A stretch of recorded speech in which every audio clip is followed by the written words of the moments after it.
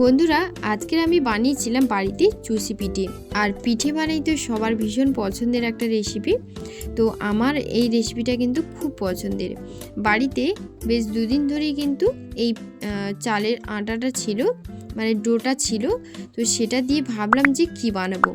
তো তারপর ভাবলাম যে এটা দিয়ে চুষি পিঠে বানানো যাক। তো তার জন্য এখানে আমি কিন্তু বাজার করে নিয়ে এসেছি, মানে দুধ যা কিছু লাগে চুষি পিঠে বানানোর জন্য সব কিছু নিয়ে এসেছি। তো যেহেতু ডোটা মাখানো ছিল তার জন্য আমি এটা পিঠেটা বানিয়ে নেব। তো শিলনোড়াতে আমি কিছুটা পরিমাণ চালের গুঁড়ো নিয়েছি, আর এখানে নিয়েছি অল্প পরিমাণে ডো।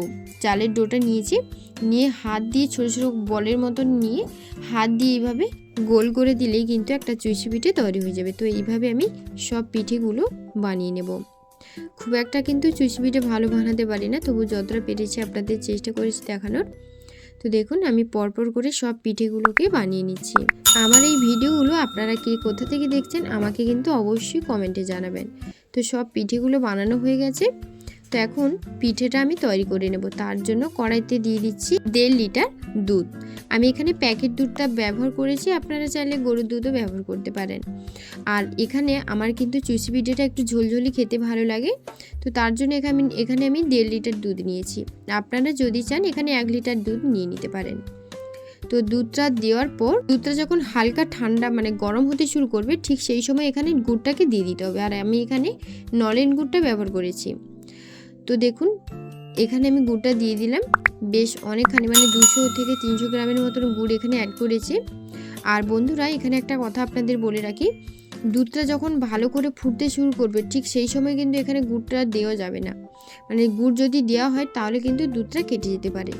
দুধ দেওয়ার সাথে সাথে কিন্তু গুড়টা দিয়ে দিতে হবে। তারপর এর মধ্যে দিয়ে দিচ্ছি একটা নারকেল কুড়ে রেখেছিলাম, সেটা দিয়ে দিলাম। দেওয়ার পর 7 থেকে 8 মিনিট ধরে খুব ভালো করে দুধটাকে জাল দিয়ে নেব। মানে যতক্ষণ না পর্যন্ত দুধটা ফুটতে শুরু করছে ঠিক ততক্ষণ পর্যন্ত দুধটাকে জাল দিতে হবে। আর এই সময় ফ্লেমটাকে একদমই লোতে রেখেছি। আর দেখুন দুধটা খুব ভালো করে কিন্তু ফুটতে শুরু করার আগে এর মধ্যে দিয়ে দিচ্ছি আমি 2টো তেজপাতা কেটে দিয়ে দিলাম। দেওয়ার পর দুধটাকে খুব ভালো করে জাল দিয়ে নেব। খুব ভালো করে দুধটা যখন জাল দেওয়া হয়ে যাবে, মানে দুধটা যখন খুব ভালো করে ফুটতে শুরু করবে, সামান্য লবণ এর মধ্যে দিয়ে দেব। এতে করে পিঠের টেস্টটা কিন্তু আরও ভালো আসবে। তো পরিমাণ মতো লবণ এর মধ্যে দিয়ে দিলাম। লবণটা দেওয়া হয়ে গেলে দুধটাকে ভালো করে ফুটিয়ে নেব। আপনারা ভিডিওটি শেষ অবধি দেখতে থাকুন, আশা করব খুব ভালো লাগবে।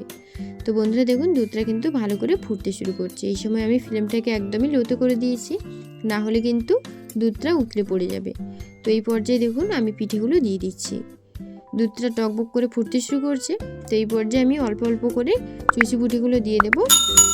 আর এই যে দেখুন, আর এটা কিন্তু অবশ্যই পিঠেগুলো দেওয়ার পর ফ্লেমটাকে হাইতে করে দেব, না হলে কিন্তু পিঠেগুলো ভেঙে যেতে পারে।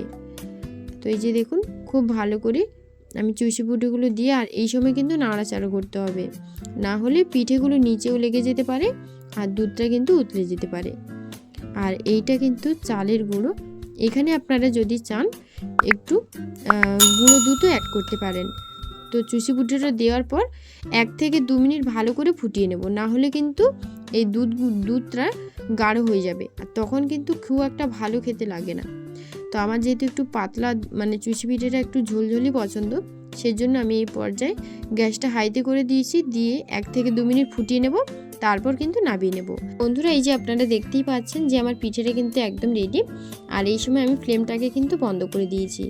এই অবস্থাতেই কিন্তু আমি এটাকে নামিয়ে নেব, না হলে কিন্তু দুধটা একেবারেই ঘন হয়ে যাবে। তো বন্ধুরা চুষি পিঠে তো একদমই রেডি। পিঠের রেসিপিটা আপনাদের কাছে কেমন লাগলো অবশ্যই কিন্তু কমেন্টে জানাবেন, এবং ভালো লাগলে লাইক ও শেয়ার করতে ভুলবেন না, এবং চ্যানেলটিকে সাবস্ক্রাইব করবেন।